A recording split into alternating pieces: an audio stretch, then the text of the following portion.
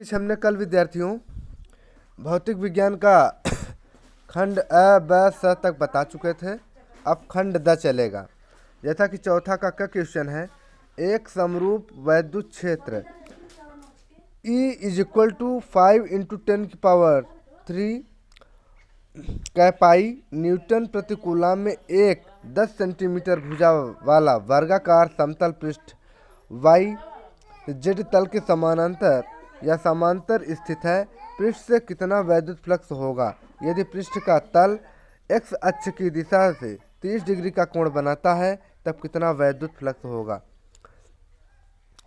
तो ये जैसा कि 3 नंबर का मार्किंग है और अब आपको अच्छे से सॉल्व कराते हैं। 100% ये फंसेगा, ध्यान रखिएगा विद्यार्थियों। तो अब देखिए, आप ऐसे आपको हेडिंग डालना होगा विद्यार्थियों, हल फिर लिखेंगे दिया है। तो हमारा दिया था एक समरूप वैद्युत क्षेत्र इज इक्वल टू होता है, हमने बताया था अभी क्वेश्चन में, cap E is equal to 5 × 10⁻³ cap I newton प्रति कूलम, इतना था। बताइए S is equal to 10 centimetre into 10 centimetre, तो हमारा हो जाता है is equal to 100 centimetre square is equal to 10⁻⁻² metre square, इतना बनेगा। तो अब हम फर्स्ट में ऐसे लिखेंगे कि चूंकि पृष्ठ y z तल में स्थित है, अतः इस पर लंब इकाई सदिश कैप आई होगा। ठीक है, इतना लिखेंगे। उसके बाद इसलिए कैप s या Stokes s is equal to 10⁻⁻² cap I metre square, इतना लिखेंगे। ओके, उसके बाद इसलिए फिर बताएंगे पृष्ठ से बद्ध flux E is equal to dash E into dash S is equal to 5 × 10⁻³ cap I into 10⁻⁻² cap I. Okay, उसके बाद बताइए कि इज इक्वल टू 5, इसको जोड़ने पर पूरा डिवाइडेशन करने पर होता है 5 × 10 I cap I into cap I. तो इज इक्वल टू हमारा हो जाता है 50 newton metre square coulomb square, इतना हमारा क्या आता है, आंसर आता है। ठीक है, ध्यान रखिएगा, वेरी इंपॉर्टेंट क्वेश्चन है विद्यार्थियों, अच्छे से समझ लीजिएगा, जैसे फिर से दोबारा नहीं बताएंगे आप। ठीक है, उसके बाद आपको हम दूसरे नंबर पर बताएंगे, आगे दिखाते हैं कि दूसरे वर्जन में आप बताएंगे कि जब पृष्ठ का तल x अक्ष से 30 डिग्री का कोण बनाता है, तब पृष्ठ पर अभिलंबवत x अक्ष से अर्थात वैद्युत क्षेत्र E से, चूंकि E x अक्ष के अनुदिश है, यानी 90 डिग्री से 30 डिग्री अर्थात 60 डिग्री का कोण बनाएगा।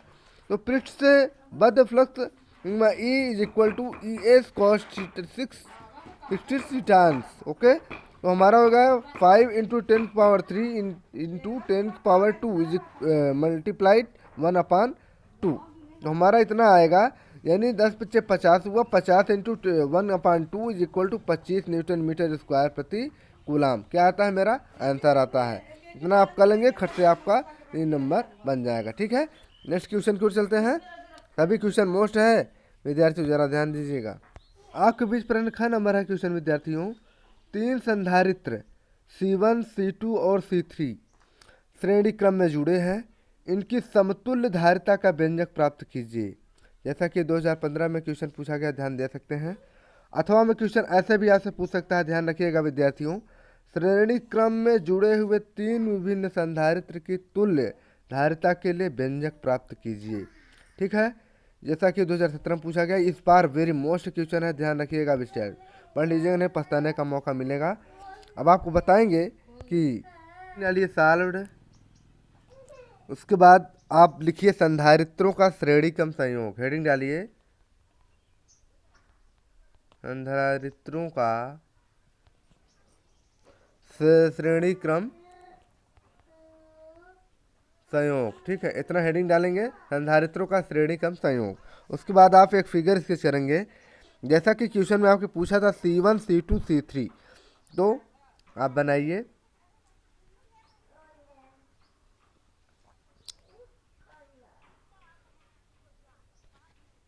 ये हुआ हमारा C1, इसे हम +Q, ठीक है, और उसके बाद इसे नीचे हम -Q V1, ठीक है। उसके बाद ये आता है हमारा C2, ठीक, प्लस Q माइनस Q। उसके बाद आता है हमारा C3, C3 आता है प्लस Q माइनस Q। उसके बाद ये B जाता है, ये A वाला पक्ष हो गया और ये B वाला पक्ष हो गया।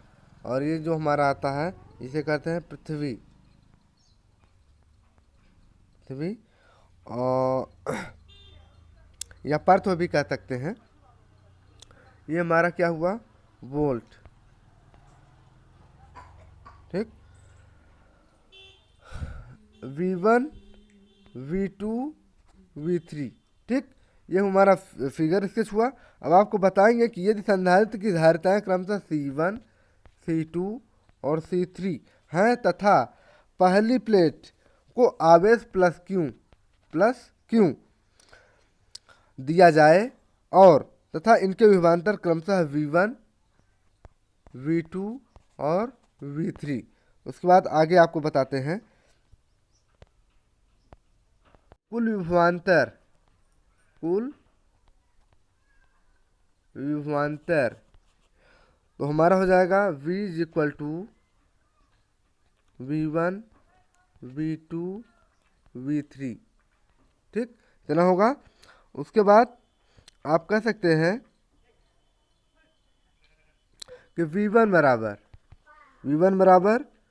Q अपान C1, V2 बराबर Q अपान C2 और V3 बराबर Q अपान C3, ठीक है, इतना हो गया। अब आप बताइए कि कुल विभवांतर is equal to V1, V2, V3, ये पहले हमने लिख दिया।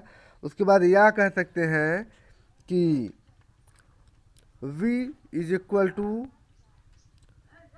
Q अपान C1, ठीक, plus Q upon C2 plus Q upon C3, इतना हुआ। अब आपको हम V अपान Q बताते हैं। अब आपको हम V अपान Q बताते हैं, 1 upon C1 plus 1 upon C2 plus 1 upon C3, ठीक है, इतना हुआ। या फिर कह सकते हैं इसे हम 1 upon C is equal to 1 upon C1 plus 1 upon C2 plus 1 upon C3, इतना हुआ। तो इस पूरे को मिलाकर हमारा हुआ C is equal to Q upon V। ये क्या हुआ, हमारा तुल्य धारिता, क्या हुआ, तुल्य धारिता, ये हुआ हमारा आंसर। इतना आप खर्चे कर लेंगे, 3 नंबर आपको खर्चे ऐड हो जाएगा, ठीक है। ध्यान दीजिएगा, फिर से अच्छे समझ लीजिएगा मैंने क्या किस प्रकार समझाया, जरूर फंसेगा। नेक्स्ट क्वेश्चन क्यों चलते हैं। आपके बीच प्रश्न नंबर क्वेश्चन है विद्यार्थियों कि एक ही धातु के 3 तारों की लंबाइयों तथा द्रव्यमान का अनुपात क्रमशः 3:2:1 है तथा 1:2:3 है। इन तारों के प्रतिरोधों का अनुपात ज्ञात करना है इस क्वेश्चन पर, जैसा कि 2020 में पूछा गया है, 2022 में भी ये वेरी इंपॉर्टेंट है। अब आपको सॉल्व कराते हैं, देखिए ध्यान से समझिए। तो सॉल्व करिए, अब हल करिए। अब कि माना कि तारों की लंबाइयाँ ऐसे लिखना है आपको बीच, माना कि तारों की लंबाइयाँ यानी कितना है, L1, L2, L3 है, ठीक है। अनुप्रस्थ क्षेत्रफल की बात करें, अनुप्रस्थ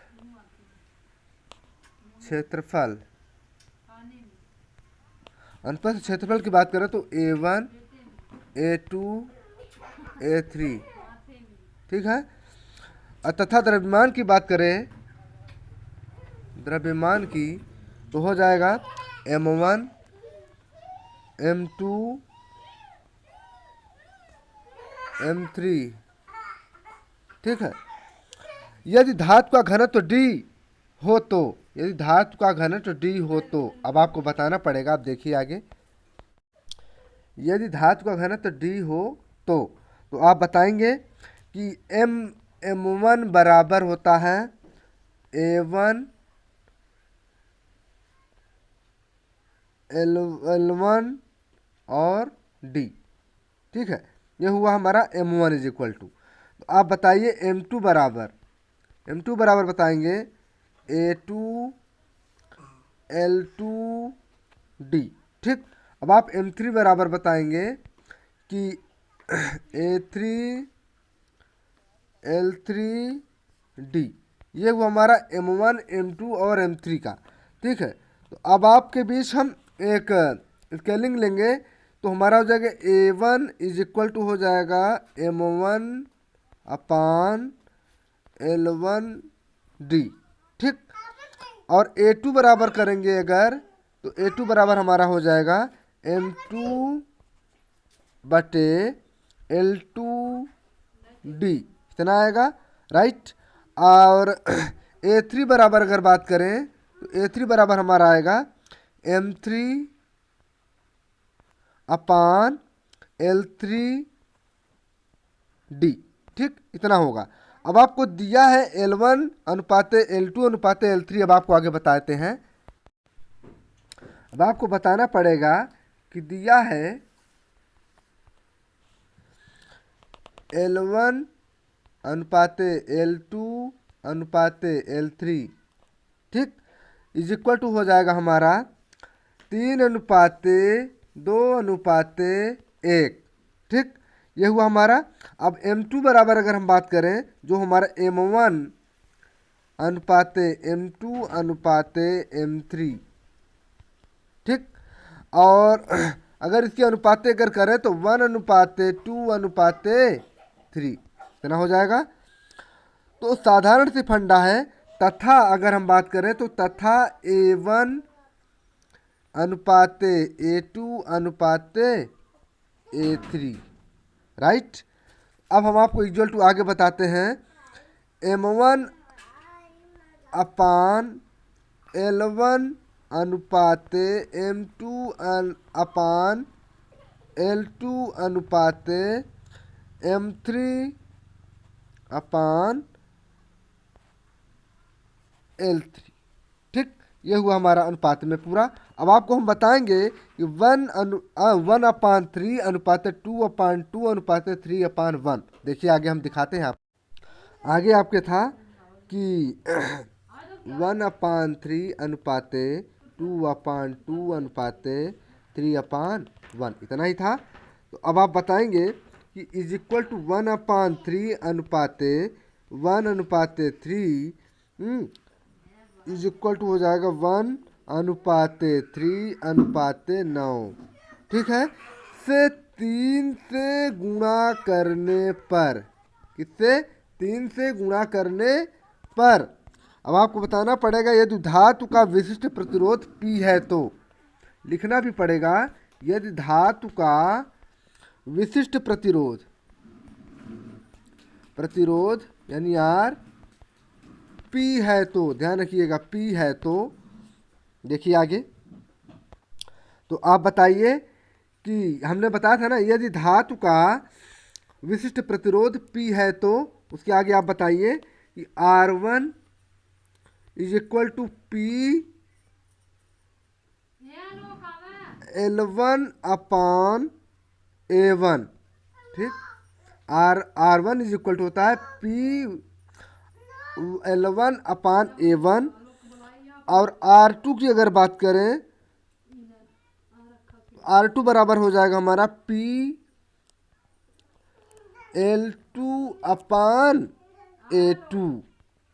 ठीक, ये हो जाएगा। तथा R3 की अगर बात करें हम तो R3 हो जाएगा P is equal to L3 upon A3। Simple सी बात है। इसलिए R1 अनुपाते R2 अनुपाते R3, तो हमारा इज इक्वल टू हो जाएगा L1 अपान A1 अनुपाते L2 अपान A2 अनुपाते L3 अपान A3 इतना हो जाएगा पूरा अनुपात में। अब आगे देखिए आंसर में, डायरेक्ट आंसर क्या आता है। हमने बताया था अभी आपको कि इसलिए R1 अनुपाते R2 अनुपाते R3 इतना बताया था। तो यानी L1 अपान A1, ठीक है, अनुपाते L2 अपान A2 अनुपाते L3 अपान A3 इतना बताया था। उसके बाद इज इक्वल टू हो जाएगा हमारा 3/1 अनुपाते 2 अपान 3 अनुपाते 1/9, यानी 1/9। या हम इस प्रकार से भी कर सकते हैं, जैसे R1 अनुपाते R2 अनुपाते R3, ठीक है, इज इक्वल टू हो जाएगा हमारा 3 3 3 6, यानी 9 3 27, 27 अनुपाते 6 अनुपाते 1 कितना आएगा 27 अनुपाते 6 अनुपाते 1, राइट। 27 अनुपाते 6 अनुपाते 1 ये हमारा क्या आएगा आंसर, यही हो जाएगा हमारा। इतना आपको करने से आपका आंसर इतना आना चाहिए। ध्यान से फिर से पढ़ लीजिएगा, नहीं पछताने का मौका मिल जाएगा। वेरी मोस्ट क्वेश्चन है, ध्यान रखिएगा, 100% फंसेगा, इतना मेहनत करिएगा। नेक्स्ट क्वेश्चन की ओर चलते हैं। ज़रूर आपको नंबर ऐड हो जाएगा, ऐसे करेंगे तो आपको फुल में फुल नंबर मिलेगा। आपके बीच प्रश्न घ नंबर क्वेश्चन है विद्यार्थियों। 0.5 एंगस्ट्रॉम त्रिज्या की वृत्ताकार कक्षा में हाइड्रोजन परमाणु का एक इलेक्ट्रॉन 10⁻17 चक्कर प्रति सेकंड लगा रहा है। कक्षा के केंद्र पर उत्पन्न चुंबकीय क्षेत्र की गणना कीजिए। तो अब आपके बीच गणना करना है, आगे देखिए, यानी सॉल्व करिए आप, SOLVED, सॉल्व में होता हल करना, यानी 1 सेकंड में कुल आवेश बराबर, 1 सेकंड में कुल आवेश बराबर हो जाएगा, यानी क्यों बराबर एक चक्कर में आवेश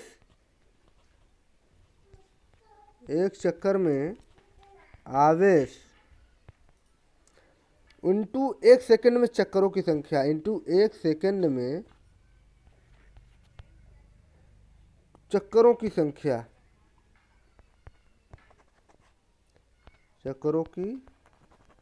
संख्या ठीक। तो अब आपको पूरा डिवाइडेशन कराएंगे, बराबर 1.6 इंटू 10 की पावर -19 इंटू 10 की पावर 17 ही पूछा था, यानी पूछा था यही ना कि इलेक्ट्रॉन 10 की पावर 17 चक्कर पर सेकंड लगा रहा है, यानी तो बराबर कर दीजिए। तो हमारा आएगा 1.6 इंटू 10 की पावर -2 इतना आएगा। तो अब तुल्य धारा की बात करें, तुल्य धारा तो हो जाएगा हमारा, यानी I इज इक्वल टू होता है Q अपान R, ठीक। तो हो जाएगा हमारा 1.6 इंटू 10 की पावर -2 अपान 1 किसमें एम्पियर में। अब आगे आपको बताते हैं, यानी चूंकि कहा जा सकता है ये कि T इज इक्वल टू होता है 1 सेकेंड, ठीक। अब आगे आपको हमने आपको यहाँ तक बताया था कि 1.6 इंटू 10 की पावर -2 अपान 1 एम्पियर में जाएगा, यानी चूँकि T इज इक्वल टू होता है 1 सेकेंड, ठीक। तो हमारा हो जाएगा इतना, इसको अगर कटअपटन करेंगे तो हमारा हो जाएगा 1.6 इंटू 10 की पावर -2 एम्पियर, ठीक, इतना आएगा। तो कक्षा के केंद्र पर, आगे आपको बताते हैं, कक्षा के केंद्र पर B, यानी कक्षा के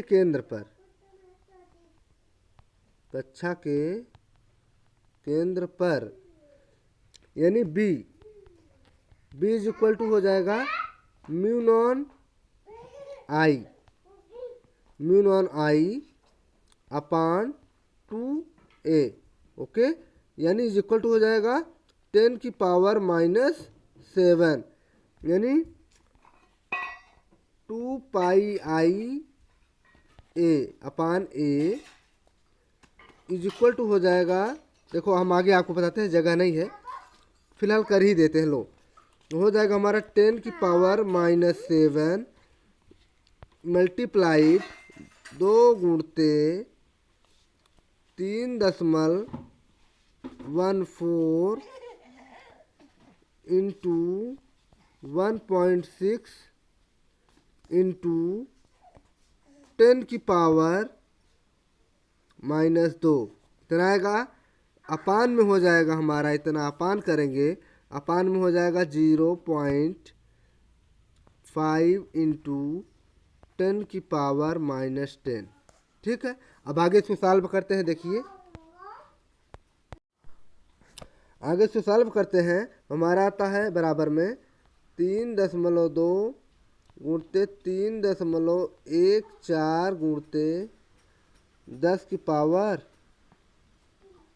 -9। ठीक, अपान करेंगे तो हमारा आएगा 5 गुणते 10 की पावर -9। ठीक, तो अब देखो ये हमारा किस में आएगा, न्यूटन प्रति एम्पियर में। ठीक है, एम्पियर मीटर में, न्यूटन प्रति एम्पियर मीटर में। तो इसको अगर हम कन्वर्शन करें तो हमारा आता है 14.07 न्यूटन एम्पियर प्रति मीटर। इतना आएगा 14.07 न्यूटन एम्पियर प्रति मीटर। इतना आएगा, खट से आंसर नोट कर लीजिएगा अच्छे से। ठीक है, इतना आप कर लेंगे तो आपको खट से 3 नंबर मिल जाएगा। नेक्स्ट क्वेश्चन की ओर चलते हैं। आपके 4 नंबर क्वेश्चन है विद्यार्थियों, एक वृत्ताकार कुंडली के स्वप्रेरण गुणांक का सूत्र निगमित कीजिए। जैसा कि 2019 में पूछा गया, वेरी मोस्ट क्वेश्चन है विद्यार्थियों, ध्यान रखिएगा।